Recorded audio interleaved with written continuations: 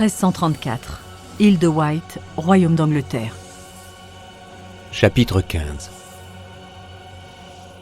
Dans le calme de la nuit, 1 heure après les laudes, 2 heures avant l'office de prime, l'abbé Félix fut tiré de son sommeil par une terrible migraine. Dehors, on entendait le chant d'un grillon et le léger ressac des vagues du détroit de Solent qui se brisaient sur le rivage tout proche. Ces bruits-là étaient réconfortants. Hélas, le répit fut bref, car un spasme nauséeux le fit se dresser dans son lit. Il chercha à tâtons son pot de chambre et cracha de la bile, car il avait l'estomac vide. Son dernier repas s'était limité à un bouillon de bœuf luisant de graisse de moelle et parsemé de carottes, préparé expressément pour lui par les sœurs. Le bol, à moitié vide, demeurait encore sur son bureau. À 69 ans, l'abbé Félix craignait fort de ne jamais atteindre la prochaine décennie. Il repoussa ses couvertures, appuya les mains sur le matelas rempli de paille et se hissa sur ses 2 jambes en vacillant. Sous son crâne, il sentait un battement rythmé, comme si un forgeron frappait à coups répétés sur une enclume. Chaque choc menaçait de le terrasser. Toutefois, il parvint à attraper la lourde robe bordée de fourrure qu'il avait laissée sur le dos de sa chaise. Il la passa aussitôt par-dessus sa chemise de nuit et, ainsi protégé du froid, se sentit tout de suite mieux. Ensuite, d'une main tremblante, il alluma une grosse chandelle jaune, puis se laissa glisser sur sa chaise et se massa les tempes. La lumière de la flamme jouait sur la surface polie mais irrégulière des dalles de pierre et se reflétait gaiement sur les vitraux colorés de la fenêtre donnant sur la cour. La prospérité des quartiers de l'abbé l'avait toujours embarrassé. À son arrivée au monastère, il y avait de cela si longtemps, tête baissée par humilité, vêtu d'habits grossiers attachés au moyen d'une cordelette, les pieds nus et glacés, il se sentait proche du Seigneur et par conséquent proche du bonheur. Son prédécesseur, Baldwin, homme inflexible qui prenait autant de plaisir à se pencher sur le registre des récoltes qu'à conduire la messe, s'était fait construire de beaux appartements en bois pour rivaliser avec ceux qu'il avait vus dans les abbayes de Londres et de Dorchester. Jouxtant la chambre se trouvait une vaste pièce agrémentée d'une très belle cheminée sculptée, de vitraux et de sièges en crin de cheval. Sur les murs étaient tendues des tapisseries, magnifiques œuvres des Flandres et de Bruges, représentant des scènes de chasse et les actes des apôtres. Sur le manteau de la cheminée était accroché un crucifix d'argent très ouvragé, haut comme le bras d'un homme. À la mort de Baldwin, longtemps auparavant, l'évêque de Dorchester avait choisi Félix, alors prieur, pour lui succéder. Ce dernier avait prié avec ardeur pour que Dieu le guide. Il hésitait en effet à prendre la place de son prédécesseur dans ces quartiers, préférant adopter une posture plus humble. Il s'établit dans une simple cellule parmi ses frères, prit ses repas parmi eux et continua de porter sa simple robe de bure. Seulement, avait-il songé, cela ne risquait-il point en cela de ternir l'image de son mentor et confesseur ? Baldwin n'eût-il point paru alors prodigue ? Il s'inclina devant la mémoire de son ancien maître comme il le faisait de son vivant face à sa volonté. Fidèle serviteur, il n'avait jamais manqué aux ordres de son abbé, même lorsqu'il doutait. Que fût-il advenu s'il avait remis en question sa décision d'abolir l'ordre des noms ? La situation eût-elle été différente à présent s'il n'avait point allumé de sa propre main le brasier qui avait consumé la bibliothèque 40 ans plus tôt ?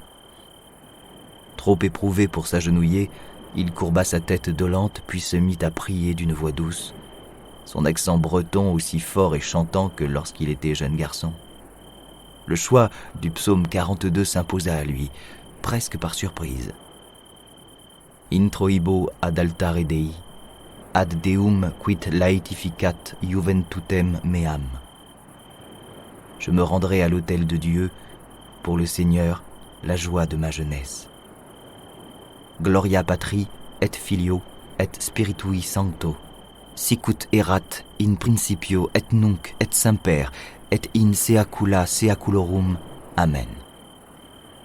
Gloire au Père, au Fils et au Saint-Esprit, Ainsi soit-il, maintenant et toujours, pour les siècles des siècles. Amen. Il eut une mimique marquant son scepticisme. Les siècles des siècles. Quelle ironie. Autrefois, la barbe de Félix était aussi fournie et noire que la fourrure du sanglier. Il était musclé, robuste, de taille à supporter les rigueurs de la vie monastique éreintante, les maigres portions, les privations, le vent cinglant de la mer qui vous gelait jusqu'à l'os, le travail manuel qui vous brisait l'échine, mais assurait la vie de la communauté, les brèves périodes de sommeil entre les offices qui ponctuaient la vie nocturne et diurne. Désormais, il avait la barbe fine, de la couleur d'un plastron de mouette et les joues hâves. Ses muscles puissants s'étaient flétris, affaiblis. Sa peau s'était desséchée pour devenir telle du parchemin, et ses démangeaisons le distrayaient, même dans la prière et la méditation. Toutefois, le changement le plus inquiétant venait de son œil droit, qui s'était mis à gonfler. C'était un processus lent et sournois. Au début, il était rouge et le gênait, comme s'il était affligé d'une poussière impossible à retirer. Puis il avait commencé de ressentir une sorte de battement derrière le globe oculaire qui ne cessait de croître. Et sa vision s'était troublée. D'abord, il avait vu un peu flou, puis avait suivi des éclairs aveuglants, et à présent, il voyait double, ce qui lui interdisait de lire ou d'écrire les deux yeux ouverts. Au cours des semaines passées, tous les hommes et toutes les femmes de l'abbaye avaient remarqué avec crainte à quel point son œil était devenu protubérant. Ils en discutaient à mi-voix lorsqu'il trayait les vaches, s'occupait des cultures, et ils priaient Dieu d'étendre sa miséricorde sur leur père, à tous. Frère Girardus, l'infirmier de l'abbaye, ami intime de Félix, lui rendait visite chaque jour, lui offrant de dormir dans la grande pièce adjacente, au cas où l'abbé eût besoin d'assistance durant la nuit. Le moine ne pouvait que conjecturer sur le mal qui rongeait le vieil homme, et il supposait qu'une tumeur grossissait à l'intérieur de sa tête, cause de toutes ses souffrances, poussant ainsi sur son globe oculaire. Eût-elle été située sous la peau, Girardus eût pu inciser avec une lancette. Hélas, seul le Seigneur pouvait guérir ce qui se développait dans les profondeurs de son crâne. Aussi se contentait-il d'apaiser les douleurs de Félix et de diminuer le gonflement au moyen de décoctions d'écorce et de cataplasmes aux plantes. Mais surtout, il priait. Au bout de quelques minutes de méditation, Félix se traîna jusqu'au coffre en bois de rose qui séparait le lit du pupitre. Se courber lui était trop douloureux. Aussi, cette fois, dut-il s'agenouiller devant la grosse malle où étaient rangés habits, sandales et une couverture. Sous les étoffes souples se cachait un objet solide et dur. Il fallut à l'abbé beaucoup d'efforts pour le retirer de là et le porter jusqu'au pupitre. Il s'agissait d'un gros livre ancien, couleur miel de châtaignier, œuvre des siècles passés. C'était le dernier exemplaire en son genre, supposait-il, unique rescapé d'un brasier qu'il avait lui-même allumé. S'il l'avait si bien caché depuis toutes ces années, c'est que le manuscrit portait une date ayant presque 2 siècles d'avance, 1527. Qui, parmi son entourage, pouvait le comprendre ? Qui, d'entre ses frères, eût reconnu ce manuscrit pour ce qu'il était vraiment et l'eût adoré ? N'eussent-ils point vu là quelque maléfice ou spectre blasphématoire ? Tous ceux qui étaient à ses côtés en ce glacial jour de janvier 1297, où l'enfer s'était abattu sur la terre, tous avaient péri. Il était le dernier témoin. Et cette charge pesait sur son âme. Félix alluma 2 petites chandelles, illuminant son bureau d'un arc d'encens couleur paille. Il ouvrit le livre et en retira une liasse de parchemin découpé exprès pour lui au scriptorium de l'abbaye, aux dimensions du manuscrit. Il avait entrepris la relation de ses souvenirs dans un élan fiévreux, comme une course contre la montre, craignant sans cesse que la maladie n'eût raison de lui avant qu'il n'eût achevé. Il lui était très difficile de surmonter à la fois la vision dédoublée et la migraine atroce qui lui fendait le crâne. Il était obligé de garder un œil fermé afin de fixer un seul point sur la page et d'écrire droit. Il travaillait de nuit, quand tout était calme et que nul ne risquait de surprendre son secret. Quand il était à bout de force, il remettait le manuscrit dans sa cachette et s'écroulait sur sa couche pour se reposer un peu, avant que les cloches de l'abbaye ne sonnent le prochain appel à la prière. Il souleva doucement la première page et, fermant un œil, l'approcha de son visage.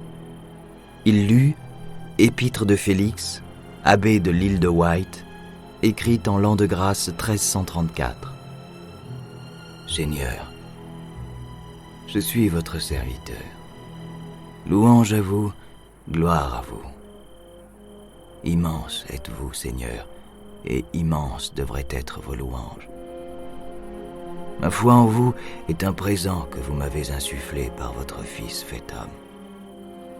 Je suis déterminé à ressusciter le souvenir de ce que je sais, des choses que j'ai vues, de celles que j'ai faites. Humble suis-je devant la mémoire de ceux qui m'ont précédé.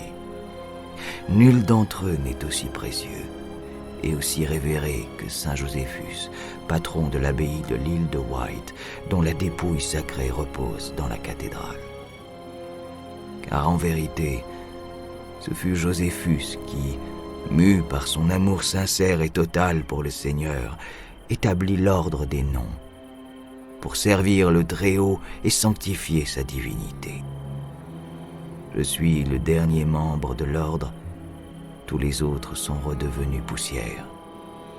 Si je n'écrivais point sur les faits du passé, alors l'humanité serait à jamais privée de la connaissance que moi seul possède, tout pécheur et mortel que je suis. Il ne m'incombe point de décider si cette connaissance est bonne pour le genre humain. C'est à vous, Seigneur, dans votre infinie sagesse d'en juger. Aussi écrirai-je humblement cet épître, et vous, mon Dieu, déciderez de son destin. Félix posa la page, laissant son œil valide se reposer quelques instants. Quand il se sentit prêt à poursuivre, il la tourna et reprit sa lecture.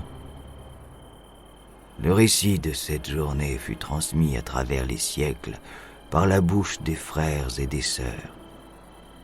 Joséphus, alors prieur de l'abbaye, assista à une naissance placée sous de mauvais auspices. Au 7e jour du 7e mois de l'an de grâce 777. Cette époque fut marquée par la présence de la comète Luctus, boule de feu rouge qui, jusqu'à ce jour, n'est jamais reparue. La femme d'un ouvrier allait donner naissance à un enfant, et si cet enfant était mâle, il deviendrait le 7e fils d'un 7e fils. Or donc, un enfant mâle naquit, et dans la crainte et les plaintes, son père l'oxy sur le champ.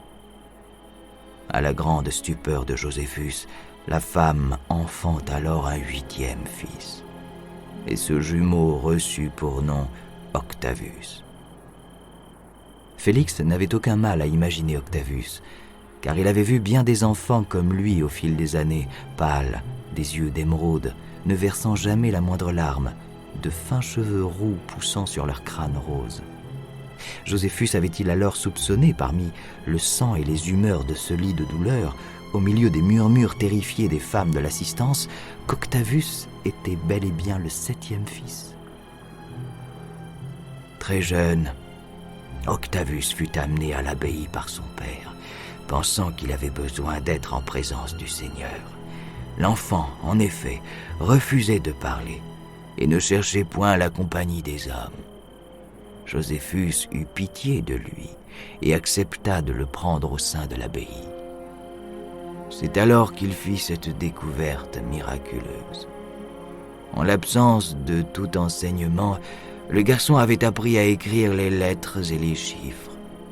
De plus, il ne s'agissait point de n'importe quelles lettres et chiffres, mais de ceux qui composaient les noms de vos enfants avec leur date de naissance et de décès à venir.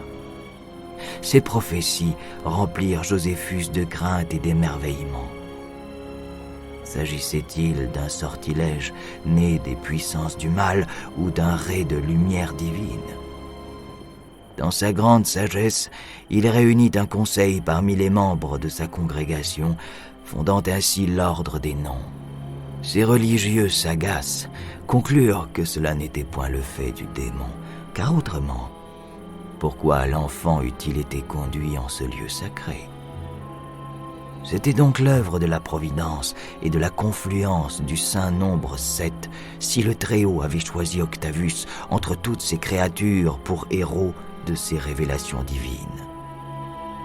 Aussi, l'enfant reçut-il asile et protection dans le scriptorium, où on lui fournit une plume, de l'encre et du parchemin, afin qu'il pût consacrer ses heures à sa vocation. La migraine ne relâchait point son étau. Aussi Félix se leva-t-il pour se préparer une décoction d'écorce. Il ranima le feu, ajouta du petit bois, et bientôt, le petit chaudron d'eau suspendu au-dessus de l'âtre se mit à siffler. Il revint vers son lit, entraînant les pieds, et reprit sa lecture. Les années passèrent, et Octavius devint un homme dont l'objectif ne varia point. Jour et nuit, il œuvrait, produisant une petite bibliothèque de plus en plus fournie qui contenait tous les noms des créatures humaines, nées et mortes. Pendant tout ce temps, Octavius n'avait aucun commerce avec ses semblables, et l'ordre des noms pourvoyait à ses besoins tout en protégeant son labeur. Par un jour fatal, Octavius fut pris d'un accès de passion animale et il viola une infortunée novice qui tomba enceinte. Elle donna naissance à un petit garçon qui ressemblait étrangement à son père. Il avait des yeux verts, des cheveux roux, et il était muet comme une tombe. On l'appela Primus. Avec le temps, il s'avéra qu'il possédait les mêmes pouvoirs que son père. À présent, ils étaient 2 scribes travaillant côte à côte à écrire les noms des vivants et des morts. La mère décoction soulageait un peu Félix. Aussi lisait-il plus vite. Il voulait terminer le passage qu'il avait rédigé la nuit précédente. Les jours devinrent des années, les années des décennies et les décennies des siècles. Des scribes naissaient, d'autres expiraient, et leurs protecteurs, les membres de l'ordre des noms, eux aussi, entraient et quittaient ce monde sans jamais cesser de fournir aux premiers les jeunes femmes qui permettaient à leur race de se perpétuer. La bibliothèque grandissait, atteignant des proportions confondantes pour l'imagination. L'ordre veilla à l'établir dans un lieu propice à sa conservation, la protégeant des éléments et des hommes, en creusant de vastes salles souterraines, ainsi que des catacombes sacrées pour recueillir les ossements des scribes défunts. Pendant de longues années, ô Seigneur, je fus l'humble prieur de cette abbaye, loyal serviteur du grand abbé Baldwin et fidèle membre de l'ordre des noms. J'avoue, mon Dieu, que cela ne me réjouissait point de devoir forcer de jeunes sœurs à accomplir la tâche nécessaire à la reproduction des scribes. Mais je m'acquittai de ma mission remplie d'amour pour vous, avec la certitude que votre bibliothèque devait perdurer et que vos enfants, à venir, devaient posséder leur propre chronique. J'ai depuis longtemps perdu le compte des enfants muets qui naquirent sur cette île pour occuper une place dans la salle des scribes, la plume à la main, épaule contre épaule avec leurs frères. Et je ne puis oublier cette exception lorsque, jeune moine, j'assistais à la naissance non d'un garçonnet, mais d'une fillette. J'avais déjà ouï parler de ce genre d'événements par le passé, mais n'en avais jamais été témoin. J'observais cette petite fille rousse aux yeux verts, muette, qui, contrairement à ses frères, ne développa jamais le don d'écriture. À l'âge de 12 ans, elle fut renvoyée et donnée à un marchand de grains juif du nom de Gassonnet, qui l'emmena loin de l'île pour en faire Dieu sait quoi. Satisfait, Félix était à présent prêt à terminer ses mémoires. Il trempa la plume dans l'encrier et reprit sa rédaction d'une écriture fleurie, achevant les dernières pages aussi vite qu'il le pouvait. Enfin, il posa son instrument et s'abandonna au plaisir d'écouter les grillons et les mouettes, tandis que séchaient les dernières lignes. Par la fenêtre, il vit que l'obscurité laissait place peu à peu à une bande grise. Bientôt, les cloches de la cathédrale retentiraient. Alors, il lui faudrait rassembler ses dernières forces pour diriger l'office de prime. Peut-être valait-il mieux s'étendre un moment.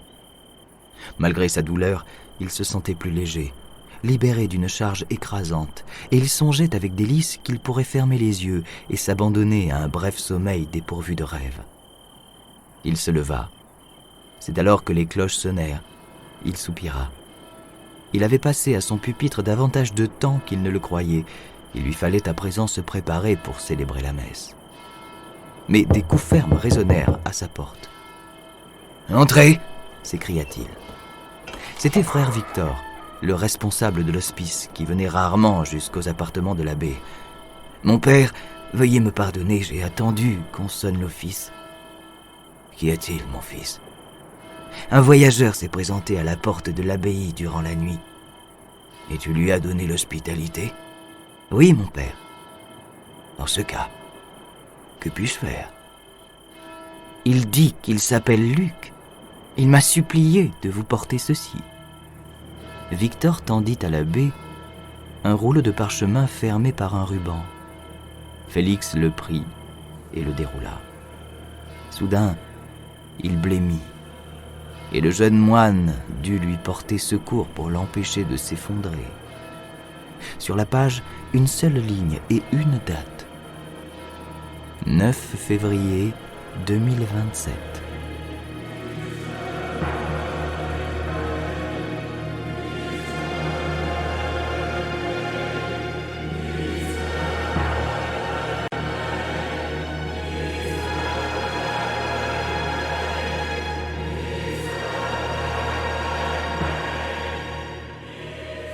Chapitre 16. Il était tard et le calme régnait dans la grande salle d'apparat. Malgré tous ses efforts pour suivre la lecture méthodique et hachée de sa petite fille, Lord Cantwell avait été vaincu par ses problèmes d'audition, son âge et son verre de cognac. Il était monté se coucher en demandant qu'on lui récapitule les faits le lendemain, quand il serait frais et dispo.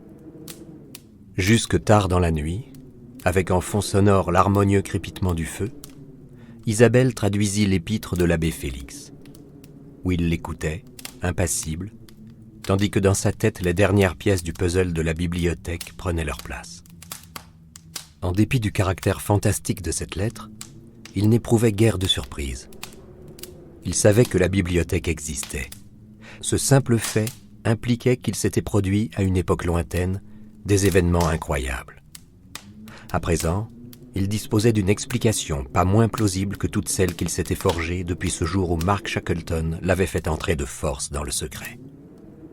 Tandis que la jeune femme lui transmettait le contenu du parchemin, il essayait de se construire une image mentale d'Octavius et de sa progéniture de scribes blêmes et dégingandés qui avaient passé leur vie courbés sur leurs plumes dans une pièce guère mieux éclairée que la grande salle d'apparat où ils se trouvaient en cet instant. Avait-il la moindre idée de ce qu'ils écrivaient, se demanda-t-il. S'interrogeait-il sur le pourquoi de leur tâche? Il observait le visage d'Isabelle tandis qu'elle se battait avec le texte en latin, qu'elle lui traduisait à mesure, tout en essayant d'imaginer ce qu'elle pouvait bien en penser et ce qu'il lui révélerait quand elle aurait fini. Il se préparait aussi à entendre la chute. Allait-il enfin apprendre la signification de la date de 2027? Elle arriva à la dernière phrase. À l'âge de 12 ans, elle fut renvoyée et donnée à un marchand de grains juif du nom de Gassonnet qui l'emmena loin de l'île pour en faire Dieu sait quoi. Elle leva les yeux vers lui, cligna ses paupières. Et après? Pourquoi vous arrêtez-vous? C'est fini. Comment ça, fini? Ça se termine comme ça, fit-elle. La frustration perçait dans sa voix. Il jura. Les autres indices, ils veulent vraiment qu'on mette le paquet pour les trouver. Notre livre. Il provient de cette bibliothèque, n'est-ce pas? Il imagina ce qu'il pourrait inventer. Mais à quoi bon? Pour le meilleur ou pour le pire, elle venait à son tour d'être initiée. Aussi hocha-t-il la tête. Elle posa le parchemin et se leva. J'ai besoin d'un verre. Elle ouvrit le meuble qui servait de bar.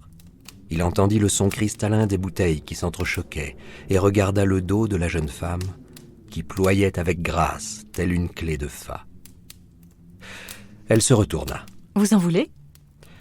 Ce n'était pas sa marque de scotch préférée, mais il sentait déjà le picotement chaud et moelleux de l'alcool dans sa bouche. Il y avait longtemps qu'il n'avait pas touché à ce nectar, et il en était fier. Sa vie s'en trouvait plus facile, et sa famille s'en portait mieux, elle aussi. La grande salle d'apparat était légèrement enfumée à cause du mauvais tirage de la cheminée. Dépourvue de fenêtres et coupée du monde, elle était comme un caisson d'isolation sensorielle. Il était recru de fatigue, souffrait du décalage horaire, bref, était hors service, dans un environnement inconnu. Et dans l'ombre, une belle femme lui faisait signe en brandissant une bouteille de scotch. Ouais, pourquoi pas. Au bout d'une demi-heure, le flacon était à moitié vide. Ils buvaient sec tous les deux. Will se délectait de chaque gorgée. Et plus il buvait, plus ses inhibitions tombaient. Isabelle attendait de lui des réponses. Elle savait poser les bonnes questions, il fallait l'admettre. Mais il ne comptait pas lui faciliter la tâche. Elle allait devoir lui arracher les informations une par une, pied à pied, en surmontant ses réticences, en le suppliant, le flattant, le menaçant. Et elle le mitraillait sans relâche. Et après, que s'est-il passé? Il doit y avoir autre chose. Qu'en pensez-vous? Je vous en prie, dites-le moi. Vous gardez pour vous des informations. Si vous ne me racontez pas tout, Will, alors je ne vous aiderai pas à trouver les autres indices. Il comprit soudain qu'il prenait un risque en lui dévoilant la vérité. C'était dangereux pour lui, mais aussi pour elle. Toutefois, elle en savait désormais davantage sur les origines de la bibliothèque que n'importe quel employé de la zone 51 ou membre du gouvernement à Washington. Il lui fit jurer de garder le secret. Le genre de serment solennel qu'on prête quand on a un verre plein à la main. Puis il lui parla des cartes postales, des meurtres, de l'affaire Apocalypse, expliqua que les différents assassinats ne correspondaient pas, raconta sa frustration, évoqua sa coéquipière devenue sa femme, puis leur percée, la découverte de ce type qu'il connaissait depuis l'université, ce minable génie de l'informatique qui travaillait sous terre, dans les entrailles d'une base secrète du gouvernement américain. Enfin, il en vint à la bibliothèque, à l'exploitation qu'en faisait l'État, à l'escroquerie financière montée par Shackleton, impliquant la compagnie d'assurance Desert Life, au gardien, à sa fuite, enfin au dernier acte, dans un hôtel de luxe de Los Angeles où Shackleton avait pris une balle dans la tête. Il termina par la base de données clandestine, ses accords avec les fédéraux, Henry Spence, et cette date, 2027. Voilà, il lui avait tout dit. Le feu finissait de se consumer et la pièce était de plus en plus obscure. Au bout d'un long silence, elle déclara « Ça fait beaucoup à encaisser d'un coup. » Elle se versa encore un peu de scotch. Là, c'est ma limite. Et vous? Il prit à son tour la bouteille et versa. Moi, j'ai oublié. La pièce tanguait. Il se sentait tel un tronc à la dérive sur un lac houleux. Il avait un peu perdu l'habitude, mais savait qu'il pourrait sans problème se remettre à boire du jour au lendemain. Pour l'heure, il se sentait bien et souhaitait prolonger cet état. Vu la situation, il ne risquait pas grand-chose à se saouler. Quand j'étais petite, Commença-t-elle d'une voix traînante. je prenais le manuscrit dans la bibliothèque et je venais m'allonger ici, devant le feu, pour jouer avec. J'ai toujours su qu'il avait quelque chose de spécial, de magique. Tous ces noms, ces dates, ces langues étranges, ça dépasse l'imagination. Exact. Est-ce que vous arrivez à vous y habituer? Je veux dire, ça fait un moment maintenant que vous savez tout. Eh bien, Sur le plan intellectuel, peut-être. Après, je ne sais pas. Au bout d'un moment, elle reprit avec une grandiloquence presque fanfaronne. Eh bien, moi, je n'ai pas peur. Elle ne lui laissa pas le temps de répondre et poursuivit à toute vitesse. Savoir que nous sommes prédestinés à mourir à tel ou tel moment, en un sens, c'est plutôt rassurant. On ne cesse de s'agiter en s'inquiétant pour l'avenir. Que faut-il manger? Que faut-il boire? Quel airbag vaut-il mieux acheter? Et ainsi de suite jusqu'à la nausée. Peut-être vaut-il mieux tout simplement continuer à vivre sans se préoccuper de tout ça. Il sourit. Vous avez quel âge déjà ? Elle fronça les sourcils comme pour lui dire « Ne commencez pas à jouer les pères avec moi ». Mes parents n'ont jamais accepté le fait que je ne prenne pas la religion plus au sérieux. Les Cantwell sont catholiques depuis toujours, c'est bien connu. J'aimais bien toute la partie en latin. En revanche, j'ai toujours trouvé les rituels et les cérémoniales d'une parfaite niaiserie. Peut-être, demain matin, j'y réfléchirai à nouveau. Je suis vannée, dit-elle en se frottant les yeux. Mais vous devez dormir debout. Un petit somme ne me ferait pas de mal. Il vida son verre.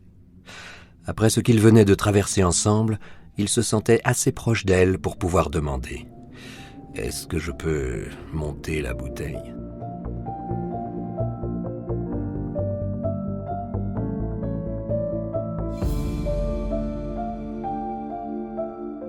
À New York, il était l'heure de coucher Philippe.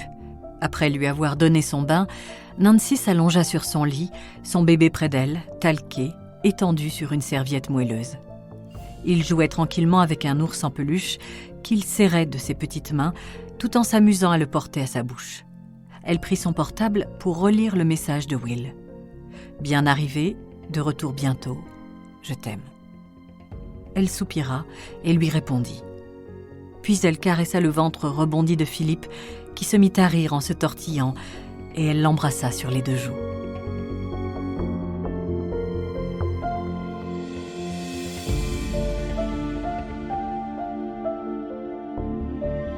Au premier étage, le long couloir oscillait comme un pont suspendu dans la jungle. Cette impression de liberté ne déplaisait pas à Will, qui se sentait léger, comme si les lois de la pesanteur allaient disparaître. Il suivait de près Isabelle, qui avançait à pas feutrés pour ne pas réveiller son grand-père. Il lui semblait qu'elle aussi était ivre, car elle ne marchait pas droit, comme si elle évitait des obstacles invisibles, allant même jusqu'à frôler le mur. Elle lui ouvrit la porte de sa chambre en murmurant très poliment « Voici vos appartements. » La pièce était plongée dans le noir. Un croissant de lune versait à travers les rideaux de dentelle une lueur argentée, permettant de distinguer les formes sombres des meubles. « Je vais allumer pour vous, sinon vous ne trouverez pas. » Il la suivit, observant sa silhouette mince qui se détachait devant la fenêtre. Une zone endormie de son cerveau commençait à se réveiller, celle qui, auparavant, était consacrée aux femmes et à l'alcool. Il s'entendit soudain lui dire « Pas la peine d'allumer ». Il savait que cela suffirait. Il sentait son désir à elle naître de l'alcool, de l'excitation de la découverte et de son isolement. Ils se retrouvèrent sur le lit. Leurs vêtements s'envolèrent comme cela n'arrive que la première fois. Leur peau fraîche, sèche, se fit ardente, moite. Les lourds bois de lit se mirent à craquer, leur grincement aigu servant de contrepoint aux soupirs des amants. Il avait perdu la notion du temps, ignorait même si ce qu'il faisait était bien. En revanche, il savait que c'était bon. Lorsque tout fut fini, le silence reprit sa place, jusqu'à ce qu'Isabelle le rompe. Tout ceci n'était pas prévu. Je peux avoir la bouteille ? Le scotch attendait tranquillement par terre, au pied du lit. J'ai pas pris de verre. Aucune importance. Elle avala une bonne lampée, puis lui passa la bouteille. Will l'imita. La tête lui tournait. « Je voulais juste dire... » commença-t-il. Mais elle s'était déjà levée et dans l'obscurité cherchait ses vêtements épars. Elle lui murmura des excuses lorsque sa main frôla son sexe par mégarde, à la recherche de sa petite culotte. À quelle heure faut-il vous réveiller ? Il la regarda, sidéré d'être traité ainsi par une femme après une partie de baise. « Comme vous voudrez, pas trop tard. » Nous prendrons un bon petit déjeuner et ensuite nous nous remettrons au travail. Je ne parviens pas à retrouver ma seconde chaussette. Je peux allumer, maintenant ? Il ferma les yeux pour ne pas être agressé par l'éclairage soudain. Il sentit qu'elle déposait un léger baiser sur ses lèvres, puis il la regarda partir, dénudée, ses habits roulés en boule sous le bras. La porte se referma. Il était seul à présent. Il prit son portable dans la poche de son pantalon et s'aperçut qu'il avait un message. Il l'ouvrit pour le lire. « Plus fâché contre toi, tu me manques. À Phil aussi. J'ai lu le poème hallucinant. Appelle-moi. » Soudain, il s'aperçut qu'il retenait sa respiration depuis un moment. Il expira en un gros soupir. Il eut soudain honte à l'idée de lui répondre alors qu'il était nu et portait encore sur lui l'odeur de la femme avec laquelle il venait de faire l'amour. Il y songea un moment, puis lança le téléphone sur le lit, avant de reprendre une lampée de scotch.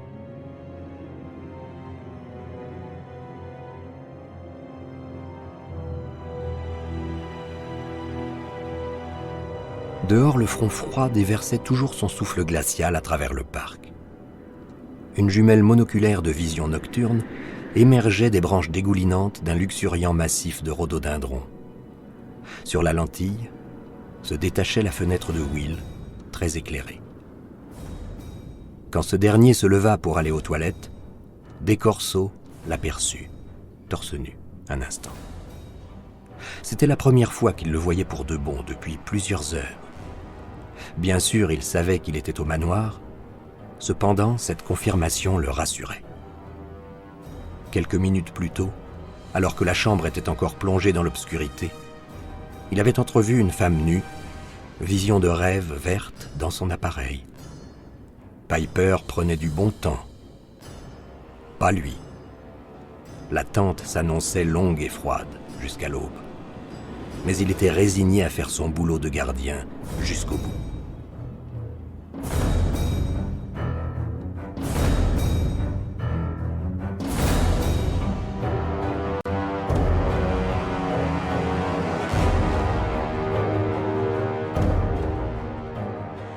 « 1334, île de Wight, Royaume d'Angleterre. » Chapitre 17. Félix dirigeait l'office de prime. C'est le plus court de la journée, ce dont il savait gré. Il était en effet désespérément las, et sa tête le torturait toujours. La cathédrale était remplie de moines et de moniales, répondant avec fidélité à l'appel, élevant la voix pour chanter les prières en un chœur aussi doux que celui des oiseaux qui nichaient dans la charpente, lorsqu'ils appelaient leurs petits perchés sur les chênes avoisinants. C'était le moment de l'année où une atmosphère parfaite régnait au sein de l'édifice, ni trop chaude, ni trop froide. Ce serait pitié, songea Félix, de quitter cette terre en plein cœur de l'été. De son œil valide, il voyait les frères et les sœurs lui jeter des regards furtifs depuis leur banc. Il était leur père, aussi s'inquiétaient-ils de lui et de leur propre sort. Un nouvel abbé changerait à coup sûr le rythme de la vie du monastère. Après toutes ces années, il s'était accoutumé à lui. Peut-être, songea-t-il même un instant, l'aimait-il ? De plus, l'ordre de la succession n'était pas clair. Le prieur, Paul, était beaucoup trop jeune pour être nommé à sa place, et personne entre les murs de cette cathédrale ne pouvait y prétendre. Cela signifiait qu'il faudrait recourir à un étranger. Pour leur bien à tous, il essaierait de vivre le plus longtemps possible. Hélas, il savait mieux que personne que les plans du Tout-Puissant étaient prédéfinis et inaltérables. Depuis sa haute chaire sculptée, il chercha Luc à travers la cathédrale, mais son visiteur n'apparaissait nulle part. Cela ne le surprit guère. Vers la fin du psaume 116, un classique de l'office de prime, il se sentit soudain envahi d'une grande joie. C'est au moment où il achevait son épître que Luc était revenu. C'était la Providence qui l'envoyait. Le Seigneur avait entendu ses prières et lui apportait une réponse. Par gratitude, il décida d'ajouter au service un de ses hymnes préférés, l'ancien Iam Lucis Orto Sidere, maintenant que le soleil se lève sur un jour nouveau. Poème vieux de plusieurs siècles, remontant à l'époque du père spirituel béni de leur ordre, saint Benoît de Nursie. Iam Lucis Orto Sidere, Deum procemur supplices, ut in diurnis actibus, nos servet at nocentibus. Maintenant que le soleil se lève sur un jour nouveau, humble de cœur, nous vous prions, Seigneur, pour que pendant nos tâches quotidiennes, vous nous préserviez de tout mal. Toute la congrégation semblait transportée par cet hymne. Les voix cristallines des jeunes sopranos résonnaient en un chœur harmonieux à travers l'espace de la grande cathédrale. Ut cum dies absesserit, noctemque sor reduxerit, mundi per abstinentiam, ipsi canamus gloriam. Et quand le jour disparaît, que la nuit lui succède, libre du labeur de ce monde, nous chantons les louanges de notre Seigneur. À la fin de l'office, Félix se sentit comme régénéré, oubliant sa double vision et la douleur dans son crâne. En quittant l'église, il fit signe à frère Victor d'amener dans ses appartements le visiteur nocturne. Sœur Maria l'attendait déjà là-bas pour lui servir du thé et du porridge assaisonné d'un peu de miel. Il en prit quelques bouchées pour lui faire plaisir, puis lui fit signe de débarrasser la table quand frère Victor vint frapper à sa porte. Dès qu'il vit Luc, il se souvint du jour de leur rencontre, 40 ans plus tôt. Félix était alors prieur quand avait frappé à la porte du monastère ce grand gaillard qui ressemblait davantage à un soldat qu'à un apprenti cordonnier. Il avait quitté Londres, attiré vers l'île de Wight, et parce qu'il avait entendu dire de la piété de la communauté et de la beauté simple et majestueuse du monastère. Félix s'était vite laissé convaincre par la sincérité et l'intelligence du garçon, qu'il avait pris comme oblat. Luc avait manifesté sa reconnaissance en s'appliquant à étudier avec le plus grand sérieux, en priant et travaillant avec une merveilleuse gaieté et une ardeur d'âme qui réjouissait les cœurs de tous les habitants de l'abbaye. À présent, il contemplait un vieil homme, ayant passé la cinquantaine, encore grand et fort, mais désormais ventripotent. Son visage, jadis beau et solide, avait subi les outrages du temps, et ses traits s'affaissaient, marqués de rides profondes. Son sourire juvénile n'était plus, les commissures de ses lèvres au contraire ployaient. Il était vêtu d'un habit simple d'artisan, les cheveux tirés en arrière et ramenés en chignon. « Entre, mon fils, et assieds-toi auprès de moi. Je vois bien que c'est toi, Luc, sous les apparences d'un vieil homme. Et moi, je vois bien que c'est vous, mon père, répondit-il, tandis que son regard s'attardait sur le visage familier de l'abbé et son œil exorbité. Tu vois le mal qui me ronge. Il est bon que tu sois venu aujourd'hui. Peut-être demain, est-ce ma tombe que tu aurais trouvée. Assieds-toi, mon fils. Luc prit place sur l'un des confortables sièges en crin de cheval. Je suis navré d'entendre d'aussi tristes nouvelles, mon père. Je suis entre les mains de Dieu, comme toutes ces créatures. T'a-t-on donné à manger? Oui, mon père. Dis-moi, pourquoi n'as-tu point assisté à l'office de prime à l'église? Je t'y ai cherché. Luc regarda autour de lui, s'attardant sur les belles choses qui emplissaient la grande pièce, et répondit simplement « Je n'ai pas pu ». Félix acquiesça avec douceur et tristesse. Il comprenait, hélas, et il savait gré à son compagnon d'être revenu après tout ce temps afin de conclure cette relation qui avait duré plusieurs années avant de s'arrêter brusquement en ce terrible jour. Luc n'avait d'ailleurs nul besoin de lui remettre en mémoire les détails de cette épouvantable journée. L'abbé s'en souvenait comme si tout s'était passé la veille et non des décennies auparavant. « Où es-tu allé quand tu nous as quittés ?» demanda soudain le moine. « Nous sommes allés à Londres. »« Nous ? Élisabeth, la jeune fille, elle m'a accompagnée. »« Ah, je vois. Et qu'est-il advenu d'elle ? » ?»« Je l'ai prise pour femme. » La nouvelle secoua le vieillard, mais il se refusa à émettre le moindre jugement. « Avez-vous des enfants ? » ?»« Non, mon père. Elle n'a jamais pu en concevoir. »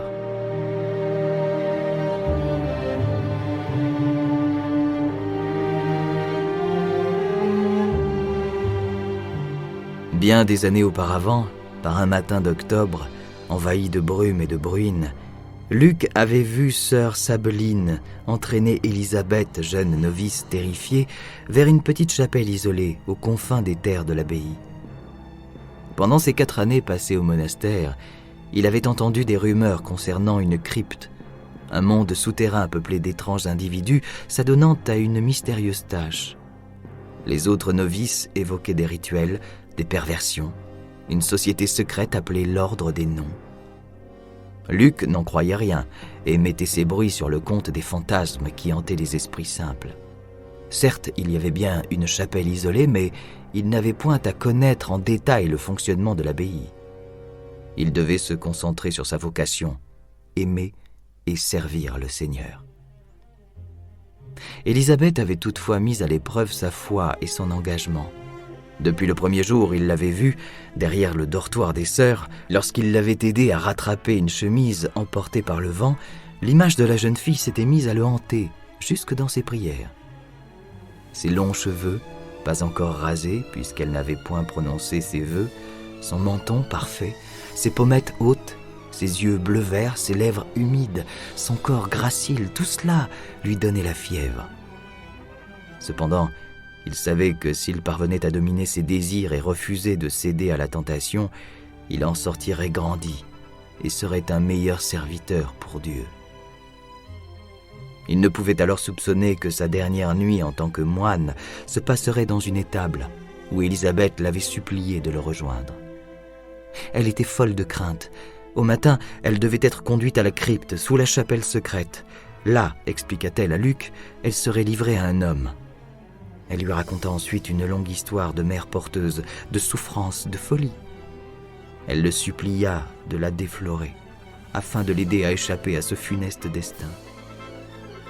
Mais au lieu de s'exécuter, il fuit, le bruit des longs sanglots de la jeune fille se mêlant au hennissement des chevaux. Le lendemain matin, pour en avoir le cœur net, il se dissimula derrière un arbre et fit le guet aux abords de la chapelle secrète. Les embruns embrassaient le rivage, grimpant jusqu'à lui pour le bercer de leur souffle salé. Enfin, à l'aube, il vit la vieille moniale desséchée, sœur Sabeline, qui traînait la jeune fille en larmes vers le petit bâtiment de bois. Il lutta in petto avant de finalement s'engager à leur suite, changeant ainsi le cours de sa vie. Il pénétra dans la chapelle.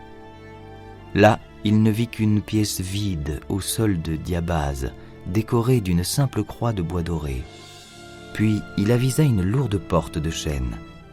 Il la poussa et découvrit un escalier à vis en pierre, illuminé par des torches qui s'enfonçaient dans les profondeurs de la terre.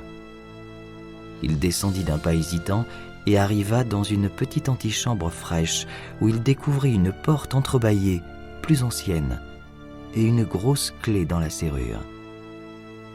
Il la poussa et la fit pivoter sur ses gonds avec difficulté. Il se trouvait dans la salle des scribes. Il fallut quelques secondes pour que ses yeux s'habituent à la faible lueur des chandelles. Malgré tout, il ne parvenait pas à comprendre ce qu'il voyait. Des douzaines d'hommes et de garçons aux cheveux roux, assis les uns auprès des autres sur des bancs, devant de longues tables, trempaient leurs plumes dans des encriers et grattaient avec vivacité des feuilles de parchemin placées devant eux. Certains étaient vieux, d'autres encore enfants. Pourtant, en dépit de leur âge, ils se ressemblaient de manière étonnante. Leurs visages étaient totalement dépourvus d'expression, seules leurs prunelles vertes paraissaient vivantes et leur regard d'une intensité surnaturelle semblait transpercer la page placée devant eux. La crypte possédait un plafond en forme de dôme recouvert de plâtre et blanchi à la chaux pour mieux refléter la lumière des chandelles. Il y avait une quinzaine de tables alignées les unes derrière les autres, jusqu'au fond de la pièce. À chaque table étaient assis environ 10 scribes. Sur le sol, le long des murs, on avait étalé des paillasses où dormaient d'autres hommes aux cheveux roux. Aucun d'entre eux ne prêta attention à Luc lorsqu'il entra. À croire qu'il avait franchi le seuil d'un univers magique où il était devenu invisible. Avant de pouvoir comprendre ce qui se passait, il entendit résonner un cri de terreur. C'était la voix d'Élisabeth. Cela provenait de la droite, d'un recoin sur le côté. Tel un chevalier, il s'engouffra par le premier passage obscur qu'il trouva et fut sur-le-champ submergé par une intense odeur de mort. Il était dans les catacombes. À tâtons dans le noir, il déboucha dans une première pièce, frôlant des squelettes auxquels étaient encore attachés des lambeaux de chair pourrissante et qui s'empilaient dans des alcôves telles du petit bois. Les cris résonnaient plus fort. Dans une seconde pièce, il trouva sœur Sabbeline, une chandelle à la main. Il s'approcha à pas de loup. La flamme illuminait la peau blafarde d'un des hommes aux cheveux roux. Il était nu, et Luc distinguait parfaitement ses fesses maigres et creuses, ses bras grêles, ballants, le long de ses flancs. Impatiente, la moniale s'exclama « J'ai amené cette fille pour vous. » Rien ne se produisit. Alors elle reprit « Allez-y, touchez-la !» C'est alors que le moine vit Élisabeth recroquevillée par terre, cachant ses yeux de ses mains, roidi à l'idée d'être effleuré par ce squelette vivant. Luc agit sans réfléchir et sans peur des conséquences. Il se rua sur l'autre, l'empoigna par son épaule osseuse et le jeta à terre. Il eut l'impression d'avoir affaire à un enfant. Il posa ensuite la main sur le bras de la jeune fille qui ne se rétracta pas, comme si elle avait senti que cette main-là était celle de la Providence. Elle ouvrit les yeux et scruta son sauveur avec une immense gratitude. Ils entendirent alors sœur Sabbeline s'écrier « Mais que faites-vous ici ? Sortez tout de suite !» Le jeune homme pâle essayait de se relever tant bien que mal au milieu des ossements où l'avait projeté le moine sans ménagement. « Frère Luc, laissez-nous !» hurlait Sabbeline. « Vous avez violé un sanctuaire !»« Je ne partirai point sans elle !» répondit-il d'un ton de défi. « Et comment cet endroit pourrait-il être sacré ? Tout ce que je vois ici porte l'empreinte du mal !»« Vous ne comprenez rien !» s'époumonna la sœur.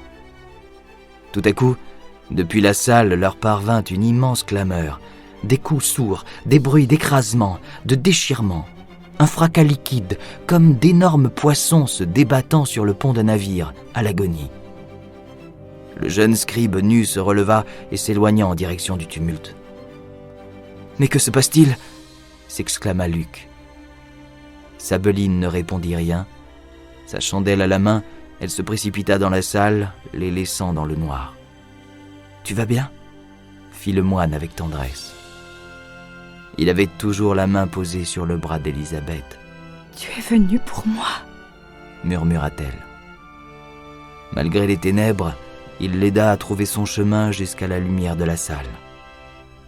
Ce qu'il vit alors se grava à jamais au fond de sa rétine. Chaque fois qu'il fermerait les yeux dorénavant, il reverrait sœur Sabbeline errant comme un automate à travers cette scène terrible en psalmodiant « Oh mon Dieu! Oh mon Dieu! Oh mon Dieu !» Il ne voulait point qu'Élisabeth assistât à ce spectacle. Aussi lui demanda-t-il de fermer les yeux et de le laisser la guider.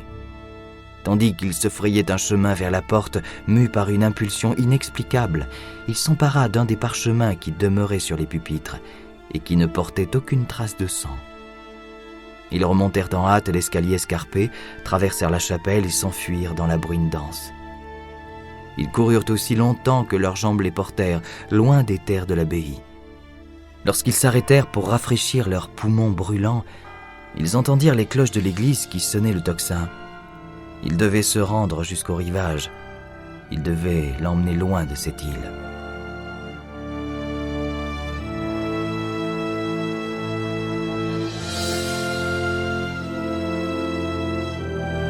Dis-moi, Luc, pourquoi es-tu revenu à l'abbaye ?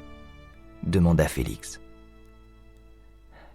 Toute ma vie, j'ai été poursuivi par l'image de ce que j'ai vu ce jour-là, et je ne voulais point rendre l'âme sans avoir compris. Il y a longtemps que je songe à revenir. Aujourd'hui, je le peux.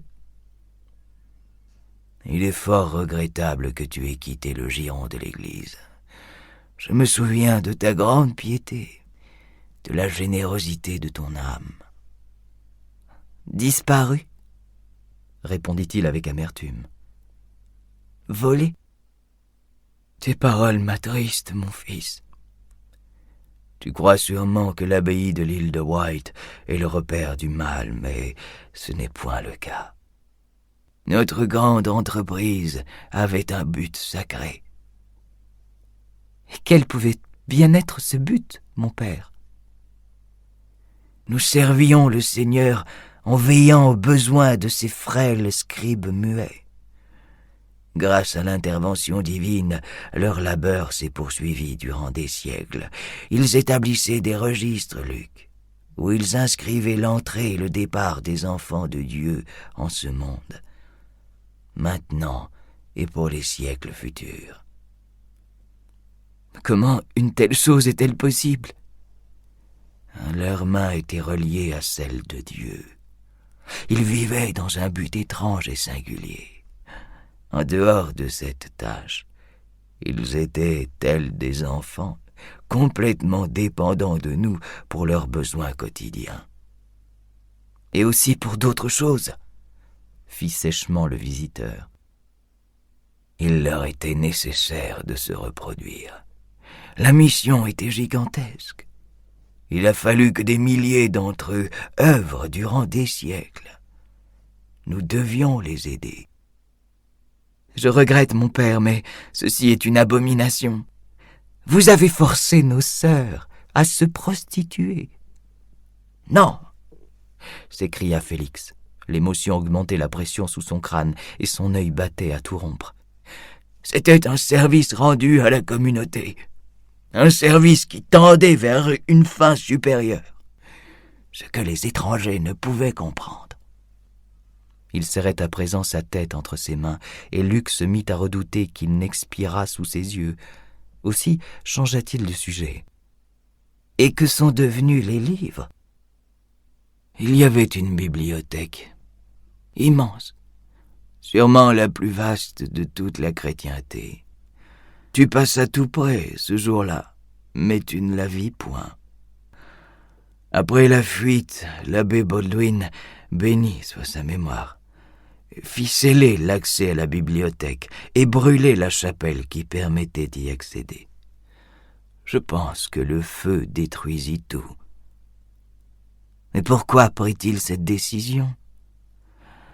Baldwin pensait que l'homme n'était point encore prêt pour une telle révélation, et je suppose qu'il te craignait, Luc.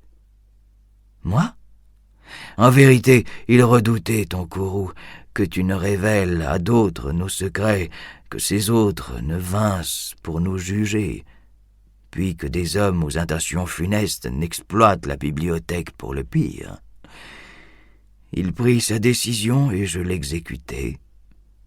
J'allumai moi-même le brasier. Luc avisa son parchemin sur la table de l'abbé, à nouveau roulé et entouré de son ruban. « Cette page que j'ai prise ce jour-là, dites-moi, mon père, que signifie-t-elle? Cette question m'obsède. »« Mon fils, je te dirai tout ce que je sais. Mon trépas est proche. Je sens une lourde charge qui m'écrase, car je suis le dernier vivant à porter encore le souvenir de la bibliothèque.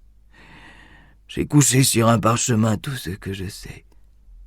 S'il te plaît, laisse-moi me décharger sur toi de ce fardeau en te confiant ce récit, ainsi qu'un autre objet. » Il alla vers sa malle et en sortit un énorme manuscrit.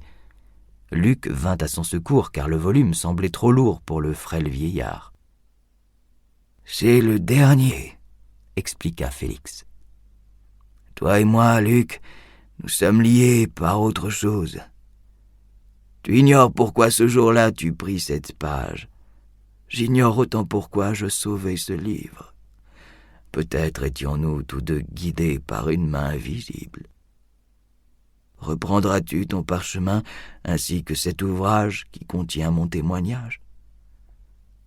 Exauceras-tu la dernière volonté d'un mourant? Quand j'étais jeune, vous vous êtes montré bon pour moi en m'acceptant au monastère. Oui, mon père, j'accepte tout ce que vous me confiez. Merci. Que dois-je en faire? Félix leva les yeux vers le plafond de sa belle chambre. Dieu en décidera.